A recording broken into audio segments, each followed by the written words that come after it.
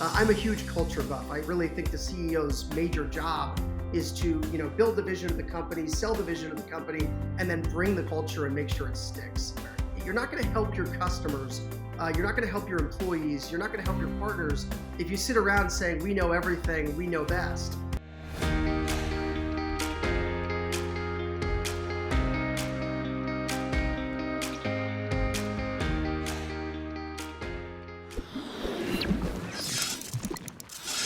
Alrighty, hello everyone, and welcome to the Deal Maker Show. So today we have a very exciting guest. A guest that definitely is going to tell us a thing or two about his business, and also he recently is announcing and has announced as well that he's raised one of the largest Series A financings, which I think is going to be interesting to touch a little bit on and to hear what went behind it. But I guess without further ado, let's welcome our guest today, Simon Taylor. Welcome to the show. Alejandro, it's great to be here. Real privilege. So originally born in London, where they make fish and chips, and also where it rains quite a bit, but raised in Boston. So tell us about life growing up. Yeah, absolutely. My father was an executive at Wang Laboratories, if you remember the old Wang company in the '80s, and we immigrated from the United Kingdom to Boston when I was about 4 years old. And yeah, he was a tech guy, so I kind of grew up in the tech scene in Boston in the '80s and '90s, seeing how great Boston could be for technology when all the sort of right pieces are in the puzzle. So then tell us about university, because obviously you went to Northwestern, and then after that, what happened after that? So Northeastern. So I went to Northeastern right there in Northeastern, Boston. Northeastern. But after that, I I ended up actually in your neck of the woods, Alejandro, in Spain, in Madrid, Spain, at Institut de Empresa, i.e. Business School, one of the top 10 business schools in the world, and an amazing school focused very much on global entrepreneurship. Learned a ton about networking, about how to set up a company, and frankly, I think a lot of the learnings from my time in Spain are probably what are putting me in the seat today. So very grateful to the folks at IE. That's amazing. Well, great school, great family that started, as well the university. Now it seems like yesterday, but many years ago, and you're making me now starting to miss as well my beloved Spain, especially the tapas. I Oh, mean, give me come some on. pimientos So de padron any day of the week. that's amazing. So then after you did your masters there, what happened? It was interesting actually. Backing up a little bit, when I was in my mid 20s, I was working at Forrester Research in Boston, and I decided that I wanted to sort of go global. Raised a little bit of seed capital. I moved to Prague in the Czech Republic, and I set up a business trying to identify hot IT companies that I could then bring to the U.S. Now, at 23 years old, God knows what I was thinking. But I went all over the map. I went Estonia, Latvia, Lithuania, Romania, and I ended up identifying a company in Slovenia that was incredibly strong when it came to outsourcing. So I, brought them over to the U.S., set up their U.S. operations, got them to profitability, and it was at that point that I actually took a step back and decided to go to Spain and get my MBA. After that, I, met back up with some of the folks who I'd been working with at that previous company, and we started talking about the way that Eastern European technologists were building amazing technology, but they weren't really monetizing it. They were working as outsourcing providers, service companies, but they weren't really, creating their own IP and then bringing it to market in the U.S. So, with a couple of colleagues, we decided to do that, and we put together a team and ultimately built a monitoring tool company that was doing, application performance monitoring and things like that, connecting Citrix and Microsoft System Center. Brought that to about 2,000 customers, and then I sold that business to Citrix in 2015. And it was at that Very point cool. that we, the sort of the rest is history, as they say. That's when we started to launch HYCU. So then let's talk about haiku. So what was that process or that incubation, like from the minute that the idea pops into your radar to the moment where you finally say, hey, this is interesting. We better do something about this and launch the business. Yeah, absolutely. It was great actually. My now CTO, Goran Gorevsky, who I always credit as being the real genius behind the operation, he and I were actually at a conference in Las Vegas, a tech conference for Microsoft, and we ended up sitting down at this table at the Gordon Ramsay restaurant there. And we had this idea, which was very simple. We said, if you think about, he was a technologist who had been focused on data protection, backup, and recovery for 35 years. And he said, it drives me crazy, Simon. All of the backup vendors are building data protection that looks like the cockpit of a plane. Thousands of knobs, thousands of dials, incredibly difficult to manage. And then I turn on my iPhone, I slide the button across, and all of my data is backed up. Why can't we bring that simplicity to the enterprise? And that was the simple concept. Right when he said that, the streamers came down from the ceiling of this restaurant and they announced that we were the 1,000th customer. And so we're in the middle of this sort of, deep business discussion when the Gordon Ramsay people come running out. They bring us a cake. They say, congratulations, you're the 1,000th customer in the restaurant.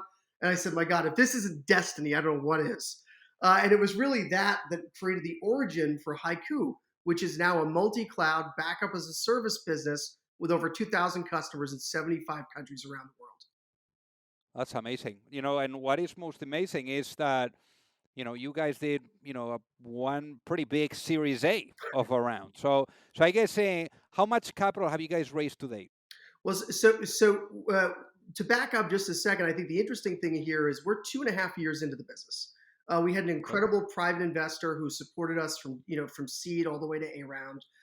So we've never raised institutional capital. So by the time we actually went out to raise, we already had established ourselves in the market. We'd grown really fast. We had a 450% year-over-year growth last year. And so today, our A round is actually $87.5 million. And that's led by Bain Capital Ventures, along with A Crew Capital, both out of Silicon Valley, with Bain obviously headquartered in Boston.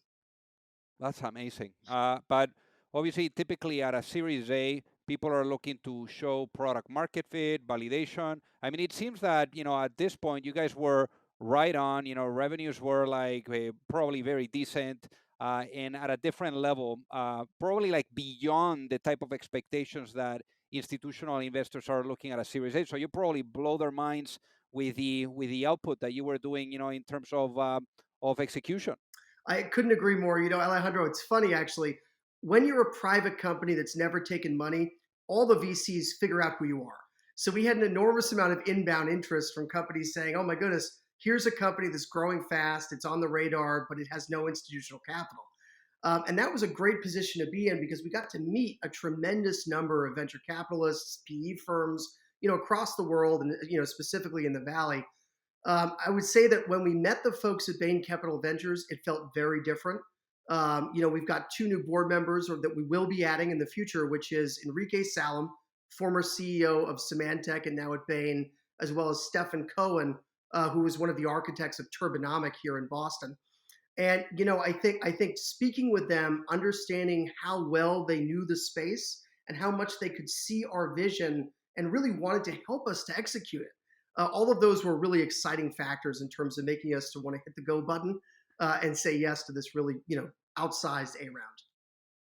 That's amazing. Now, in terms of, for example, like the Series A, I mean, why did you think it was the right time to raise the Series A at that point? Because it seems that you guys were doing pretty well, maybe like to a point where you didn't really need to go through that heavy due diligence or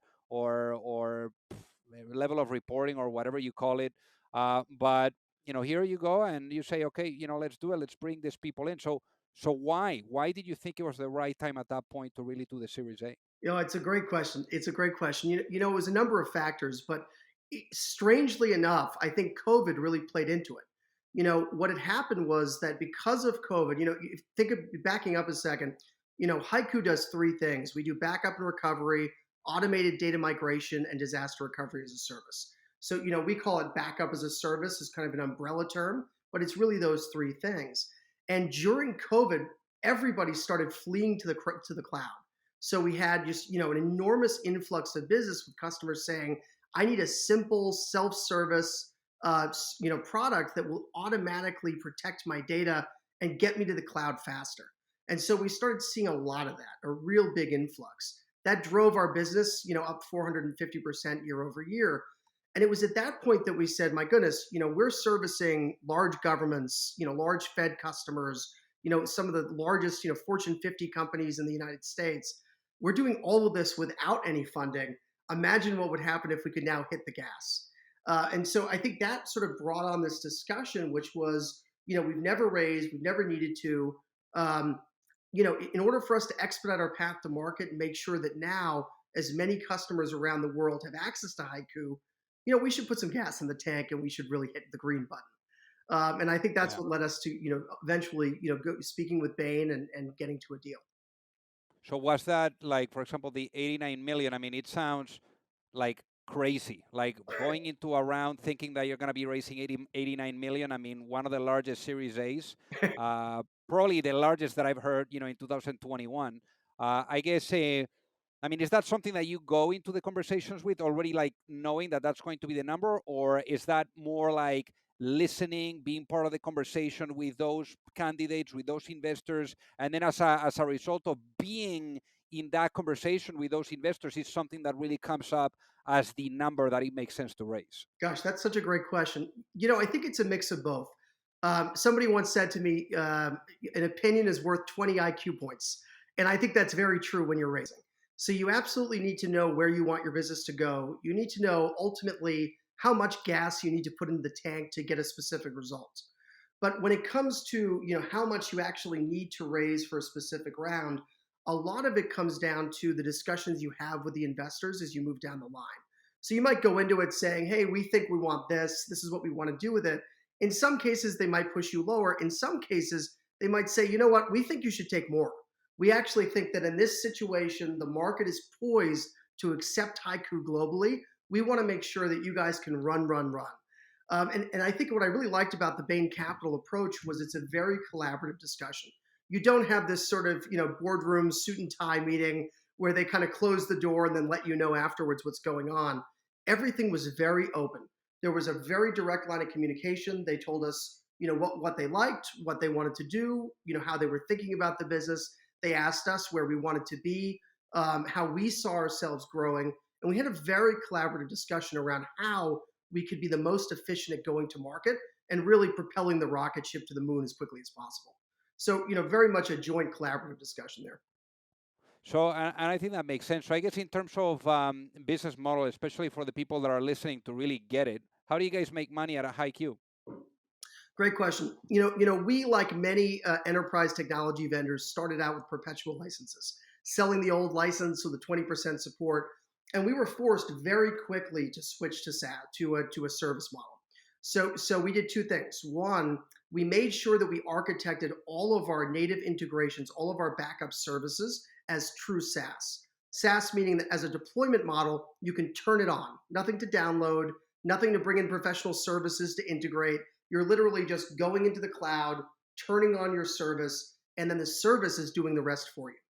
And in terms of the commercial model behind that, we do it a couple of different ways. But for the public cloud customers, we wanted to make sure that the customer was experiencing haiku and consuming it in exactly the same way they're consuming the public cloud itself. So it's all about getting rid of the friction. We want it to be easy for customers to buy. So customers typically buy storage through consumption, so they can also buy haiku through consumption. The more they back up, the more they recover, the more data that we're storing, the more that we can actually go ahead and charge them for. And it's a great model because it's very aligned with the way that they're managing their entire storage when it comes to cloud. And something else I'll point out here is that we never store our customers' data. So while we track how much data is being stored in the cloud so we can charge customers for it, we believe that a data protection vendor is there to protect your vendor or your data, not own it. So we're not sitting around sort of putting our arms around your data and saying, give this to me. We don't want to make money off your data. What we want to do is make sure we protect your data and then charge you for the service. And the way we do that is just simply by adding a coefficient to the amount that is being consumed and used and charging for that consumption. So then, obviously, that's where we are today, right? And you guys are making a killing. Rocket ship is in motion. I guess imagine you go to sleep tonight, Simon, and you wake up in a world where the vision of HYCU is fully realized? What does that world look like? That's a great question. It's a powerful question, actually. Again, going back to that original, vision discussion that we had about why we built Haiku, we wanted to simplify the concept of data protection. To put it another way, when you think about storage used to be kludgy. It was lots of stuff on-prem. Then public cloud came out and they simplified it. They made everything a real service. Haiku wants to do exactly the same thing for data protection. If you think about it today, your data is your most valuable asset as a company or an organization. So we want to protect it for you, but we want to be able to protect it not just on-prem and not just in the cloud, but anywhere your data sits. Whether that's a SaaS model, so whether you're using a SaaS service like Office 365, whether that's in the public cloud like Microsoft Azure or Google Cloud, or whether that's on-prem like a Nutanix or a VMware, et cetera. So that's today. In the future, what we want to do is we want customers to be able to turn on Haiku's Protege platform, literally have it discover their entire environment, natively integrate into every platform they're using, visualize all of their data under a single pane of glass, and let CIOs and VPs of infrastructure in IT departments around the world take back control of their data because it's out of control. There's so much data in so many places right now that people are backing it up and protecting it in 1,000 different ways and sometimes none. And so we want to ultimately help them to take back control of their data, protect their data, and also make sure that all of their data protection is natively integrated into the platforms they're using so that we can avoid things like ransomware, criminality, cyber crimes, etc. We believe that Haiku's Protege platform can ultimately become the major blockade between the bad guys and your data set. And I think that's a really, really exciting premise. True backup as a service that covers your entire data estate. And anything, and I love that, Simon. Anything that that perhaps you can share with the people that are listening and watching in terms of like the scope of the operation, so that they get an idea of the size, maybe number of employees, or where things are at the moment. Yeah, right now we've got about 200 employees in about 7 countries around the world, maybe 10. We've got 2 large engineering centers in Europe. We've got an office in Chicago and an office in Boston. We're going to be adding over 100 employees in Boston in the next 9 months. So it's a massive ramp up for us, and we're really, really excited about it. And I think, it's important for a couple of reasons. One, with COVID, the market's been hit very hard. For me, as somebody from Boston, it's very exciting to get to invest in the city I live. Hiring people, bringing on new talent, getting to leverage all of the great, technological advancements that Boston has to offer. This is wonderful. I mean, if you love your city, you want to be able to support it. And what better a way to support it than to build a huge team, right in the city you live?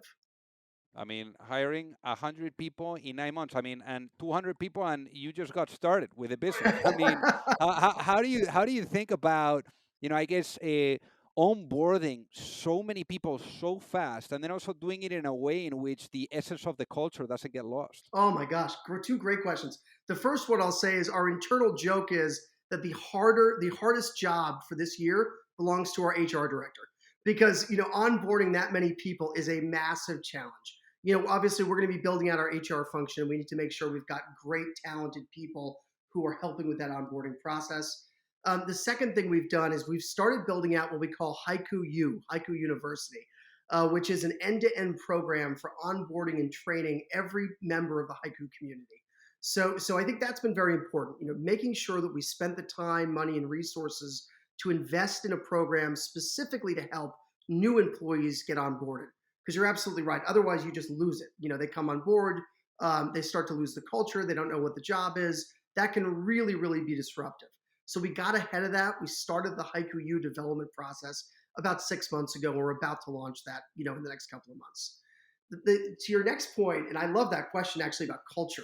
I'm a huge culture buff. I really think the CEO's major job is to, build the vision of the company, sell the vision of the company, and then bring the culture and make sure it sticks. And I think, one of the most important things about our culture is what we call our core values. And I think in a lot of companies today, you hear about core values and they almost sound like marketing. For us, our Right. core values are legitimately what makes a great haiku. And the three core values, we call it better with age, and that's AGE: authenticity, grit, and empathy. And just to take a second to tell you about those, Alejandro. I mean, I think authenticity is just being who you are. I'm a unique person. You're a unique person. I don't want to have to sit here and have a conversation where we both act like somebody else. Let's be who we are, right? I mean, that's it's sort of Right. basic, Yeah. but we got to do it. Yeah. The second is, in a startup environment, and we're always, for a long time, going to be a startup. No matter how much money we raise, we need the grit. We need folks who are fighters, who are going to come on board and are really going to just dig in and do the work and be passionate about it. I think that's really important. And the last one, and I have to say, I think, again, going back to IE Business School, I formed some of these ideas at IE. The idea of empathic leadership is so important. So really putting yourself in other people's shoes. I think that there's so much emphasis these days on being the smartest guy in the room or smartest lady in the room. But at the end of the day, that doesn't get you anywhere. You're not going to help your customers. You're not going to help your employees. You're not going to help your partners if you sit around saying, we know everything, we know best. It's much better to put yourself in someone else's shoes and spend every moment of the day trying to learn how to understand their challenges and then go about trying to fix them. So I think if we can hold on to those three core values and make sure we drive them into everything that we do, then we'll be really successful. I love that. Now, let me tell you this. It's typically a question that I ask the guests that come on the show. So if I put you in a time machine and I put you back in time, let's say to 2018, when you're thinking about, how haiku, like the idea, like maybe launching a business around it. If you could go back in time and give yourself, that younger Simon, one piece of advice before launching the business and why, given what you know now, what would that be? Can I give two? I've got two right Go off the for it. top. All right. Go for it. So from a tactical perspective, Simon, do not ever use perpetual licenses. Go right to subscription because it's going to be a complete waste of time. Everybody wants to buy as a subscription. That was a complete waste. But at a higher level, I think the important thing to do would be to tell my younger self that it's really important to embrace some level of balance. Because what I've realized in the last couple of years is that, when you're creating a startup, it is an all consuming task. It takes every ounce of your strength, every ounce of your mental energy. And I think, probably when I started, I believed that in order to get the best out of myself, I had to work 24 hours a day, 7 days a week, 365 days a year. And the risk with that is you're not always going to be able to bring your best self to the game. It's important that you actually do take those moments to go running, get some exercise in, think about the completeness of your own life. And I think that, now that I've started to do that more and sort of added some balance back into the equation, I find that I actually make better decisions. And I think the company is happier and healthier for it. I love it. I mean, I think that having that balance definitely contributes to being productive. I mean, if you don't sleep well, you're going to end up with depression or whatever that is. So I think that there's people like the founder of Reddit, Alexis Ohanian, that is talking about hustle porn and how people should stop thinking about and having that mindset. So I'm glad that you touched on that, Simon. So I guess for the people that are listening that want to reach out and they want to say hi to you, what would be the best way for them to do so? You can find me on Twitter at hashtag Simon Haiku, SIMON HYCU, or go to www.haiku.com. Amazing. Well, Simon, thank you so much for being on the Deal Maker Show today. It was such a pleasure, Alejandro. Thank you for having me.